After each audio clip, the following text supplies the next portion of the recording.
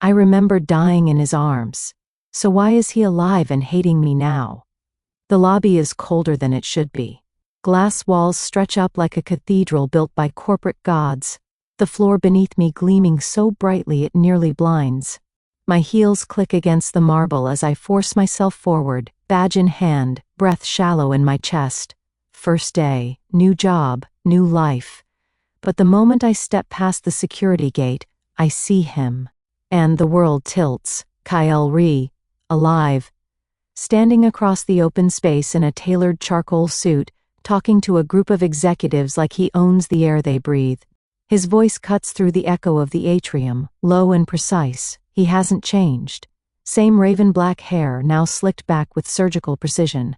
Same storm-colored eyes. Cold, calculating. Same face, the one I last saw streaked with tears and rain and my blood. My knees nearly buckle. I grip the strap of my purse, fingers going numb. He turns slightly. Our eyes meet, and nothing. Not recognition, not shock, just a flat, dismissive glance, the way you'd look at a stranger who wandered too close. Like I mean nothing. I swallow hard. My name had been in his screams. So why does he look at me like I'm disposable? Liana Seo, a woman in a navy skirt suit, approaches, tablet in hand. You're with strategy. Right this way. Mr. Ree is expecting you. Expecting me? I want to laugh. Or scream.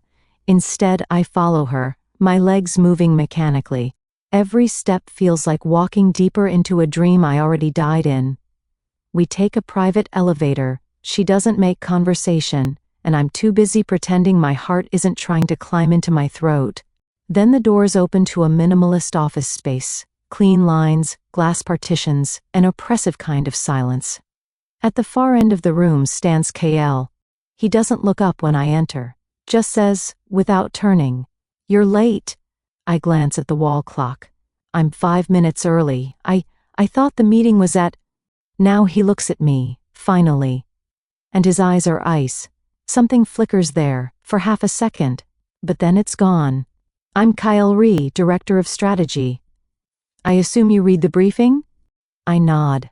Yes. I reviewed the materials and... good. I need a full market analysis on Brand 4's Q4 collapse. You'll assist in compiling projections for the Japan launch. I don't tolerate mistakes, excuses, or melodrama. Clear? Melodrama. Was that pointed? I blink. Crystal, he moves past me, close enough that I catch the faint scent of vetiver and steel. My breath catches, and a shiver runs down my spine. He notices. He pauses, just for a second. Then keeps walking like I'm not even worth the time. I remember this walk, these shoulders. I remember burying my face into his chest, whispering I loved him as my vision faded. I remember him holding me so tightly I thought our bones would fuse. So how is he here? How is this real? How can he act like none of it ever happened? The rest of the morning is a blur of spreadsheets, fast-talking analysts, and tight-lipped executives who glance at me like I'm a temp with a short expiration date. Kael barely speaks to me. When he does, it's clipped and professional, razor-sharp words that leave no room for connection. His eyes skip over me like he's training himself not to look too long. And yet, I catch him once. We're in the glass conference room. He's talking to a VP. I glance up, and his gaze is already on me.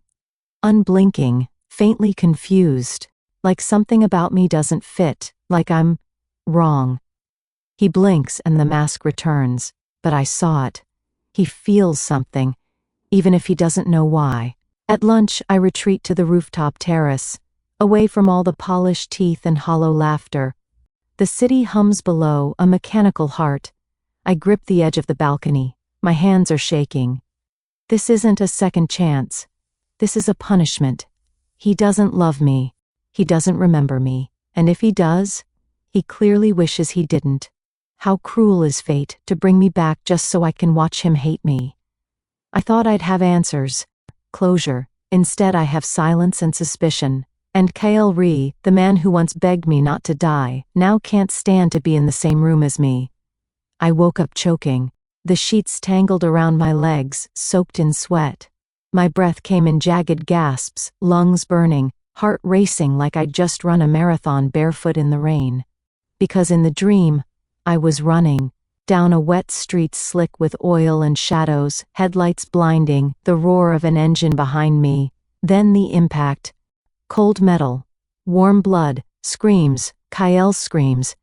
I remembered falling, the pavement cracking beneath me, and him cradling my broken body, begging me not to close my eyes.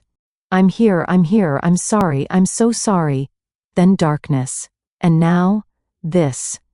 I sat up, the silence of the apartment pressing in like a second skin. Everything in this place felt temporary. The furniture too polished, the walls too white, the air smelled like citrus and bleach, clean, lifeless, no pictures, no clutter, not a single sign of the person I used to be. I slipped out of bed, feet hitting the cold floor, and moved to the mirror. My reflection stared back, pale and shaken, same chestnut hair, same dark eyes, same scar. Just under my collarbone, peeking out from my sleep shirt, a faint, jagged line. The same place where the rebar had pierced me the night I died. How can I be here, alive? I'd stopped asking myself if it was real. It was. Kael was real. His indifference was real. And so was the ache in my chest that wouldn't leave.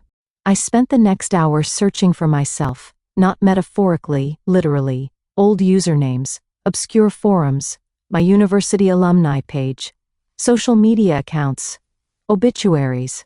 Nothing. It was like I'd been wiped clean. No birth records, no apartment lease, no ID older than 6 months. Everything began the day I got hired. Even the name Liana felt assigned, like a placeholder. Like someone had decided I could exist again, but only on their terms. The only thing that remained from the before was me, my memories, my death, and Kael. I clenched my jaw. If this was a second chance, it was a cruel one. At the office, no one looked up when I entered. No greetings, no smiles, no "Hey new girl, want coffee?" Just the click of keyboards and the low buzz of meaningless conversation that I wasn't invited to join. When I logged into the internal portal, my profile was almost blank. No background, no resume, just Liana, strategy assistant. Joined 6 weeks ago. 6 weeks? I'd only been here 2 days. I scanned the staff list. Kael's file was perfectly filled, so was everyone else's. Degrees, past roles, awards. Only I was a ghost. I closed the screen and stared at my reflection in the dark monitor. What am I doing here? I whispered. No one answered. That night, I couldn't sleep. The apartment was too quiet. The hum of the fridge was the only sound grounding me. I sat on the edge of the bed, fingers laced tightly in my lap. This wasn't just about Kael. This was about why I was here, who had brought me back, and what I was supposed to do with a second life when everything that made me me had been erased. I have to understand it, I murmured into the dark. Why I came back, what it means, because I wasn't alive by accident. No one survives death without a reason. And mine was out there, waiting. The meeting room was too bright. Glass walls on every side, a conference table long enough to seat 20, and air conditioning set to an inhuman chill. Everything here felt intentional, controlled, sterile, like him. Kael stood at the head of the table, sleeves rolled just enough to show the tendons in his forearms, eyes scanning the screen behind him. A chart flickered, declining numbers, Japan market forecasts. I wasn't really looking, I was looking at him. "Miss SEO," he said without turning, "you'll take lead on this deck. I want a draft by Friday." I blinked. Me? I thought. "I don't repeat myself," he cut in. His voice was sharp, not loud, but it carried. The others at the table glanced at me, then quickly away. No one wanted to be caught between Kael and his target of the day. He finally looked at me. And for just a second, there was something there. Something raw. Unnamed. Then his jaw clenched. He turned back to the screen. "You'll report directly to me on this," he added, as if it pained him to say it. I forced a nod, though my stomach flipped. His tone said punishment, but his eyes, they said confusion. Why did I affect him this way, and why did he affect me still, when I should hate him? As the meeting dragged on, I couldn't stop watching him. Not just watching, reading. The way he gripped the edge of the table too tightly when I spoke. The twitch in his jaw when our hands almost brushed as I passed the clicker. The flicker of his gaze to my lips, then instantly away. He was holding himself back. From what? I didn't know, but it made my skin hum with electricity. He hated me, but his body remembered me. After the meeting, I gathered my notes slowly, pretending to organize while everyone else filed out. Kael remained, staring down at a stack of documents like they were written in another language. I turned to go. "Wait," he said sharply. I stopped, my hand on the door. He walked toward me, steps precise, but I could see it. The tension in his shoulders, the way his hand curled into a fist at his side. "You're always here," I raised an eyebrow. "I work here. You hired me." "No." His voice dropped an octave. "You're always where I don't expect you. The elevator, the lobby, the break room. Every time I think I'll have a moment alone, there you are." I swallowed, pulse ticking at my neck. "That sounds a lot like a you problem." That earned me a sharp look. "Don't get clever, I wasn't trying to." Silence stretched. His eyes scanned my face like he was trying to solve a puzzle with missing pieces. Then, softer, "There's something about you." I held my breath. "Something?" He shook his head as if dismissing himself. "Never mind." He turned away abruptly, grabbing a pen from the table. But I saw it. His fingers clenched so hard the pen cracked. A spiderweb fracture split the plastic. He dropped it like it burned him. And without another word he left the room. I stayed behind, staring at the broken pen. He was unraveling, and I wasn't sure if that meant I was getting through, or if he was remembering things he'd buried so deep they came back sharp and bleeding. Either way, I wasn't ready. Not for him, not for the version of him that might remember what he did, what I forgave, what I died for. The HR office was in a forgotten corner of the 21st floor. Not glass and steel like the rest of the building, but old wood and silence. The kind that made your footsteps sound too loud. The kind that didn't echo back. I'd come down to file paperwork. At least, that's what I told myself. But really, I needed answers. And something about the name on the door, Isha Kim, talent specialist, pulled at me. I knocked once, then twice. "Come in," a voice called. The room smelled like incense and something older, frankincense maybe. Or memory.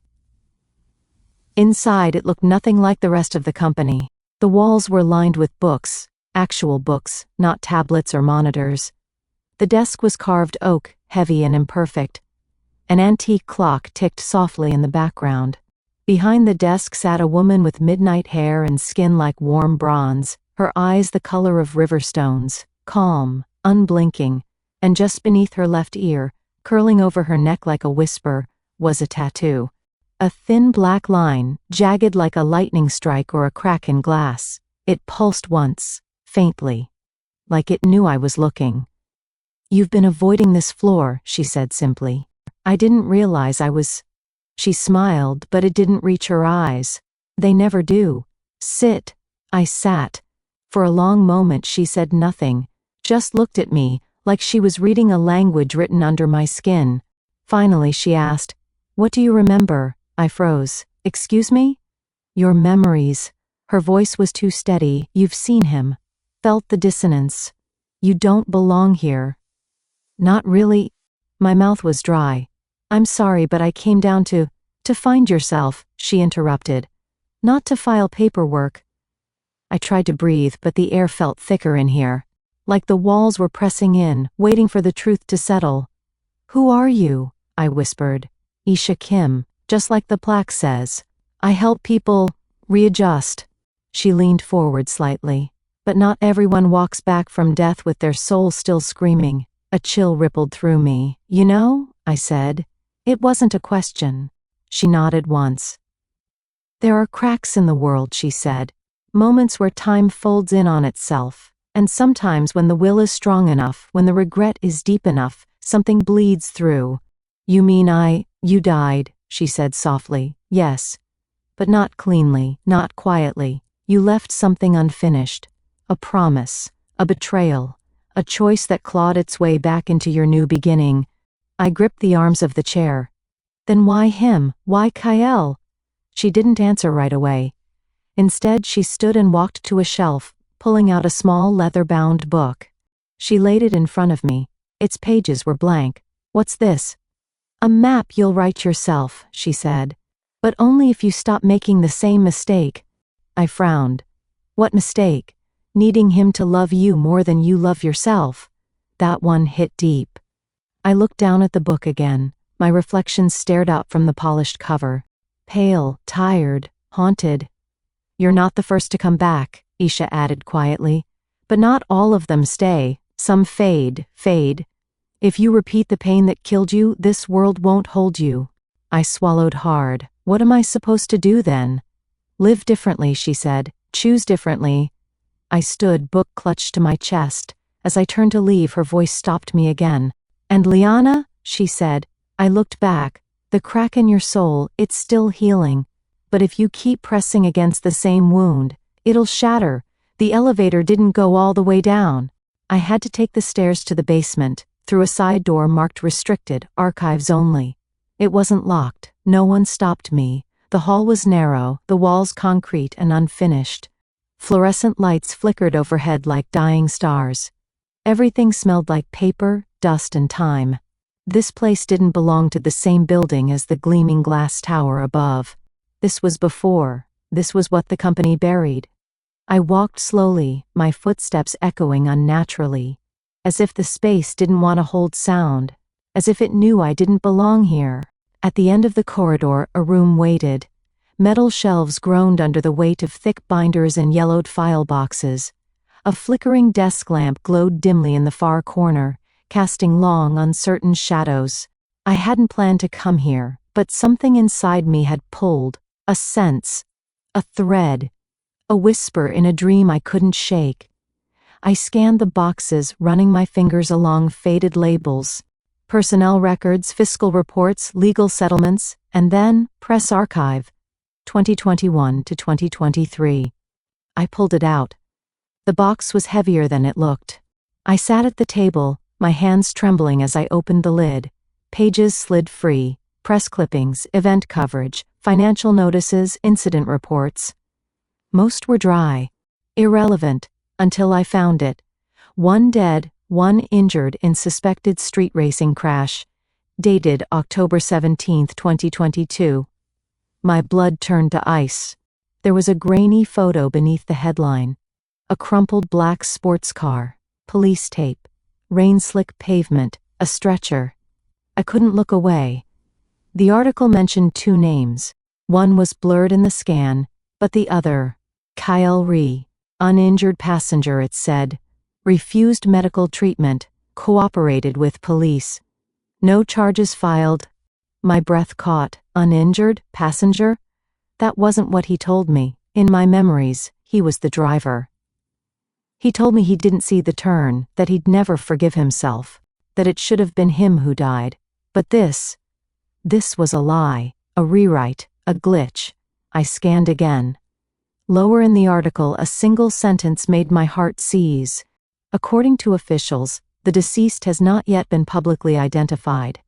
Sources suggest the victim was a recent college graduate named SEO, possibly LSEO.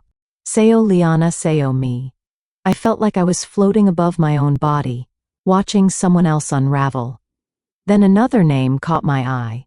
Yunmin Park.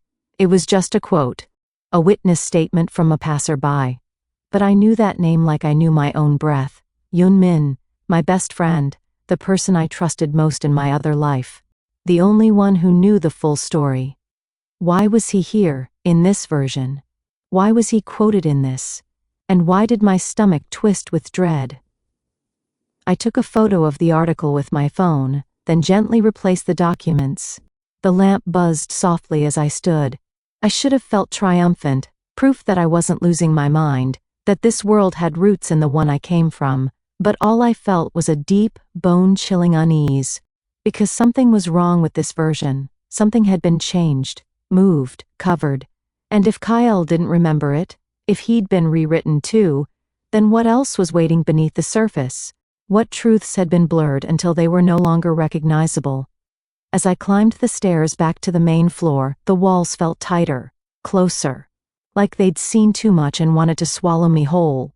I stepped out into the lobby light, blinking, disoriented. Kael was nowhere in sight, but I couldn't shake the feeling that someone, was watching me from the shadows. Not him. Something older. Something that remembered everything.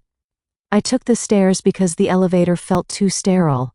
I needed to feel something solid beneath my feet. Something real. After what I'd found in the archives, after seeing my own name in an article about a death I remembered living, I needed gravity. But the stairwell was worse. Dimly lit, narrow, silent, like the air didn't want to carry sound here. My mind was racing, replaying the words over and over. Kael uninjured passenger. Victim, possibly El Seo Yunmin Park, witness. Every step echoed louder than the last. My hand brushed the railing for balance, slick with condensation from poor ventilation. Then my heel caught. I slipped. It happened fast, too fast. My foot twisted. I lurched forward, vision tilting. The concrete step came rushing up, and I braced for the impact. But it never came. Arms caught me, strong, familiar, warm through my blouse. Kael. One hand on my back, the other gripping my waist, firm and unyielding. My breath hitched, and his did too. He froze, completely still. His fingers tightened involuntarily, as if memorizing the shape of me, as if recognizing me. His eyes met mine, and something snapped. I saw it, just a flicker, but it was there. A flash of blood, rain, sirens. My name torn from his lips, his pupils dilated. Jaw clenched. His chest heaved once, like he couldn't breathe. He let go of me like I burned him. I stumbled backward, grabbing the railing for real this time. My ankle throbbed, but I barely felt it. Kael stared at me, face pale, knuckles white around the edge of the railing. His lips moved, but no sound came. What? He finally rasped, "What did you just do to me?" I didn't. I started, then stopped. My heart was slamming in my chest. I didn't do anything. That's a lie, he snapped. Every time I'm near you, something breaks, something shifts. His voice cracked just slightly. I see things, feel things that don't belong to me. He took a step toward me. Why does my body know yours when my mind doesn't? I couldn't speak. My mouth opened, but no words made it out. He kept going, anger rising. Not the sharp, cold kind he used in the office, but wild, desperate. Last night, he said, I dreamed I was covered in blood, holding someone dying. He looked at me, his voice lower now. She had your eyes. My breath caught. I woke up with her name in my mouth, he whispered. Liana. The silence after that was unbearable. I had wanted him to remember. I had begged for it in my sleep. But now, standing here in the flickering light of a stairwell, hearing his voice crack around my name, it felt like drowning all over again. I tried, but my throat closed up. Kael ran a hand through his hair, pacing half a step. He looked lost, broken in places he didn't know he had. What are you? He asked, not cruelly. Just tired. A mistake? I offered, too soft. He laughed, one sharp breath of disbelief. No, you're something else. Something I don't understand. Then he shook his head and backed away. Stay away from me, he said, before I lose whatever's left of myself. And he was gone. The stairwell felt colder without him. The lights buzzed overhead, flickering like a failing heartbeat. I leaned against the wall, trembling. His body remembered me, even if his mind still refused to catch up. The coffee shop behind the building didn't belong to the company. It was too quiet, too warm, the furniture mismatched, the air thick with roasted beans and cinnamon. There was no music, just the soft clink of cups and the low hum of a world moving slowly. It felt like a place between timelines, which, apparently, made sense. Elias was already sitting at a corner table when I arrived. He looked like he always did, slightly rumpled button-down, dark circles under thoughtful eyes, fingers tapping against his mug like he was translating code only he could see.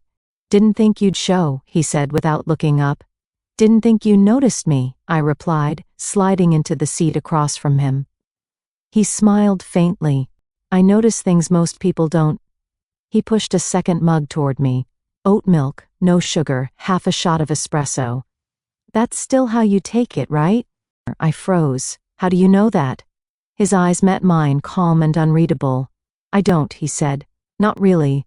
But when I saw you, I felt it. Like déjà vu, but louder." I wrapped my hands around the mug. It was warm, real. "What are you saying, Elias?" He looked around. No one was paying attention. The barista was lost in a crossword puzzle. Outside, people walked past without seeing us. "I died," he said quietly. 3 years ago. Plane crash. It was fast. My breath caught. "I woke up here," he continued. "In this version of the world. Same name, same job skills. But a life that never quite fit. New memories were installed, like a patch over corrupted data. And you remember the crash? Only in dreams, but they're vivid. Burned in." He sipped his coffee. "At first I thought I was crazy. Then I saw others like me. A few, not many. Some fade, some forget." I stared at him. "You think I'm like you?" He nodded. "Not think, no?" I hesitated. "Why now? Why tell me?" "Because when I looked at you," he said, voice suddenly gentle, "I recognized your eyes." My chest tightened. "I don't remember your name, or what you were in my life, if anything. But I felt it. That you're like me. You've crossed? Crossed? Between lives, realities. Call it what you want.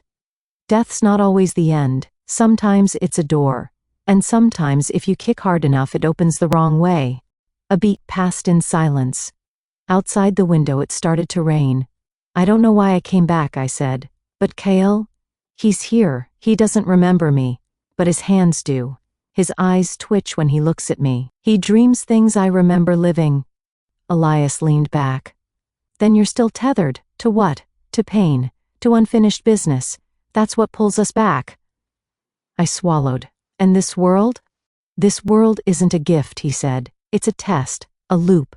A place where we're asked the same question over and over. What will you do differently this time?" My fingers tightened around the cup.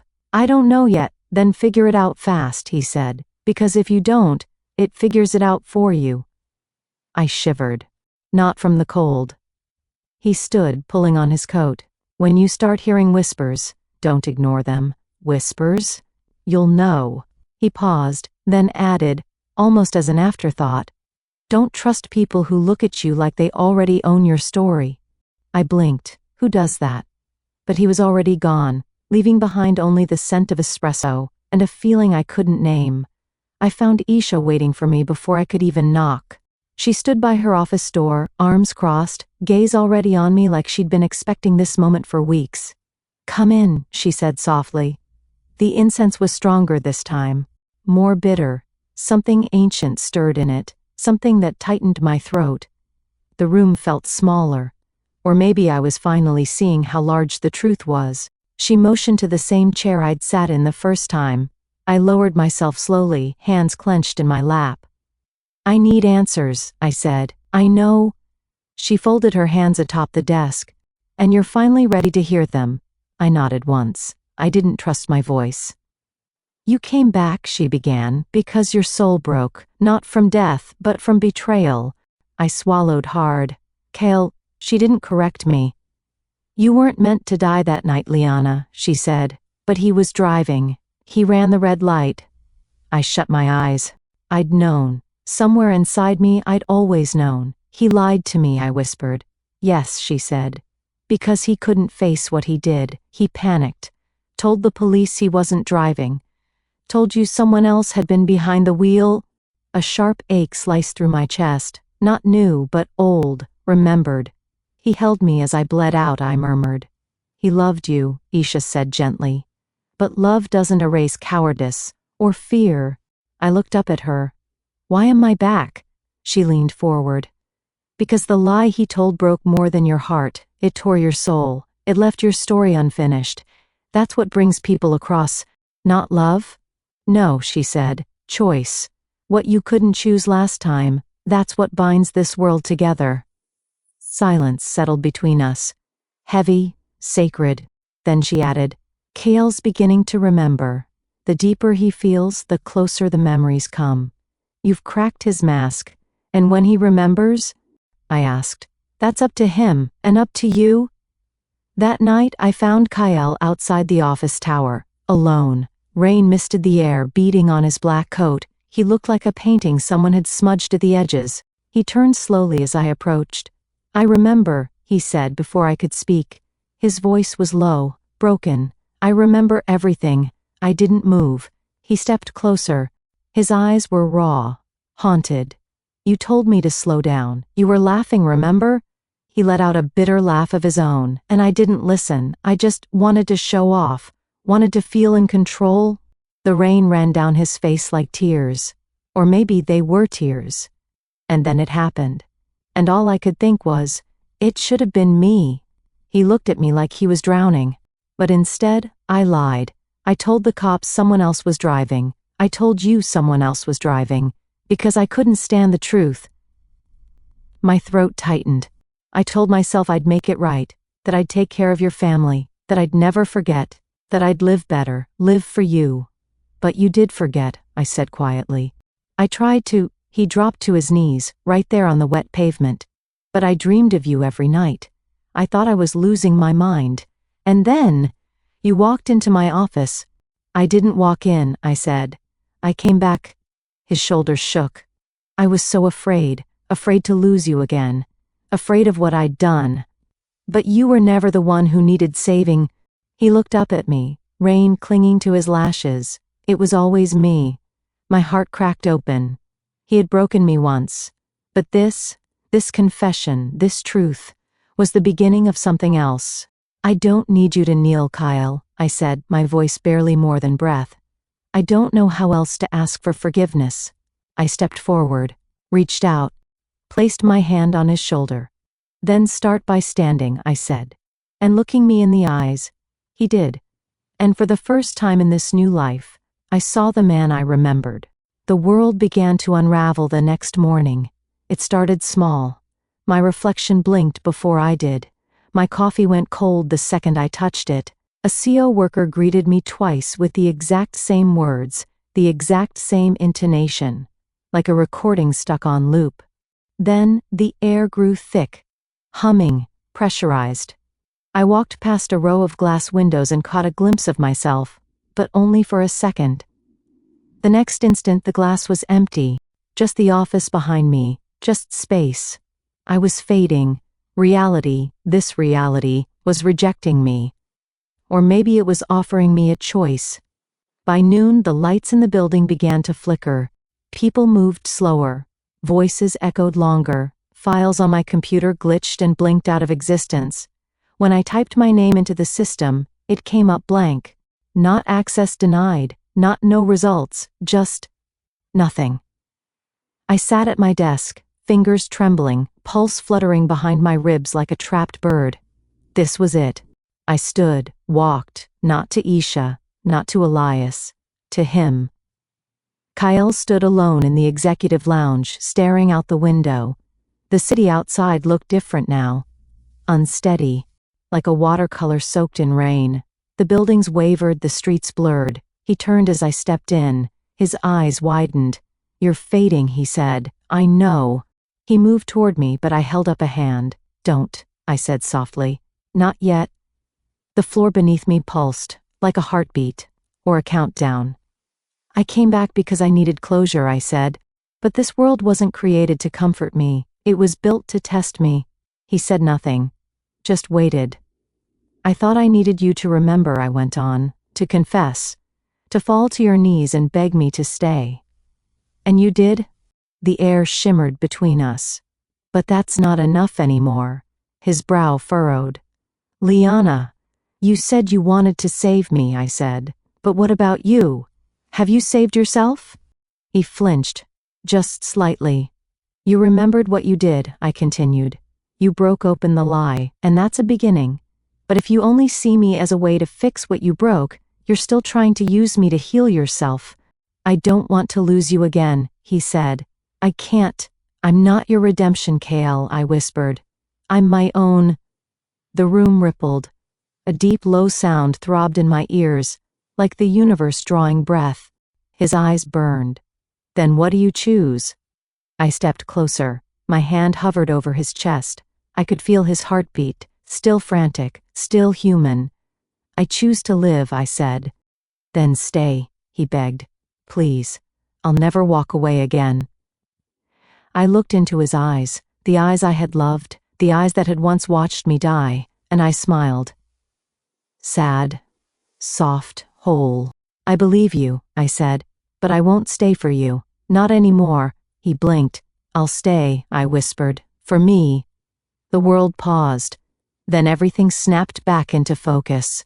The lights stopped flickering. The hum vanished. My reflection returned to the glass. I existed. And Kael, he stepped back, his shoulders dropping, not in defeat, but in acceptance. I'm glad, he said, that you chose yourself. The world held its breath for a moment, and then exhaled, letting me settle into it, fully, tangibly. No more flickering lights, no more glitching mirrors. My reflection moved when I did. My name existed in the system. My keycard worked without hesitation. I existed now not because of what I'd lost, but because of what I'd chosen, myself. Kael didn't approach me after that day, not directly. He passed me in the halls sometimes. Our eyes met across glass walls or between meetings, but he never reached out. He didn't try to reclaim what we had, and I respected him for that. There was a softness in his gaze now, a quiet understanding. He didn't look at me like I owed him forgiveness or closeness or anything at all. He looked like a man who had learned how to live with his truth and let others live with theirs. I moved to a new apartment, one with real walls and bookshelves and plants that needed watering. I painted one of the walls deep green, put art up, lit candles at night just because I liked how they flickered. I made the space mine, not borrowed, not blank, and definitely not temporary. My life was small, quiet, and finally mine. I saw Elias once more briefly. He nodded at me across the street outside the cafe, and smiled like someone who'd already passed their test. I didn't need to ask what happened next for him. I knew some stories don't need to be told out loud to be understood. As for Isha, I never saw her again. Her office was empty the following Monday. Desk cleared, nameplate gone. No trace in the employee directory. No one else even remembered her being there. But I remembered. She'd done her part, and now it was up to me. I kept the little leather-bound book she gave me. Its pages were still blank, but sometimes I opened it anyway, just to run my fingers across the paper and remind myself, the story isn't over. I'm just finally the one writing it. One morning, I stood in front of the mirror, just stood there. The woman looking back at me didn't flinch. Her eyes didn't search for flaws or ghosts. She didn't try to shrink or disappear, she just stood tall, whole. I smiled, not the kind of smile meant to please anyone, not the kind I'd practiced to survive or to soothe someone else's guilt. This one was mine, real, simple, free. I whispered, just for myself. I remember dying in his arms, but I woke up loving myself first. And for the first time, that was enough.